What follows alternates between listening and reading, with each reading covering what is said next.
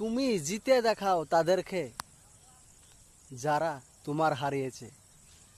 সেই দিন তোমার জন্য অপেক্ষা করছে। তো বন্ধুরা, এই প্ল্যাটফর্মে কষ্ট আর অভাব সব থাকবে, অবহেলা, লোকে যে যার যা মন যাবে সেটা বলবে, কোনো মাইন্ড করলে চলবে না। কারণ এই ফেসবুক প্ল্যাটফর্মে ধৈর্যটা হচ্ছে মূল সফলতা। ধৈর্য ধরতে হবে, তারপরে আমরা সফলতা পাবো কি না ঠিক নেই। ঠিক আছে? তো আমরা ইনশাল্লাহ সবাই চেষ্টা করব ধৈর্য ধরে ফেসবুক প্ল্যাটফর্মে কাজ করি। ড্যাশবোর্ডের যথাযথভাবে ড্যাশবোর্ডে যা আসবে মেনে মেনে চলবো। ইনশাল্লাহ আমরা সবাই চেষ্টা করব। সামনের দিন আমাদের কাছে খুব তাড়াতাড়ি ফিরে আসবে, অপেক্ষা করছে। তাই তো বললাম, জিতে দেখাও তাদেরকে যারা তোমাদেরকে হারিয়েছে।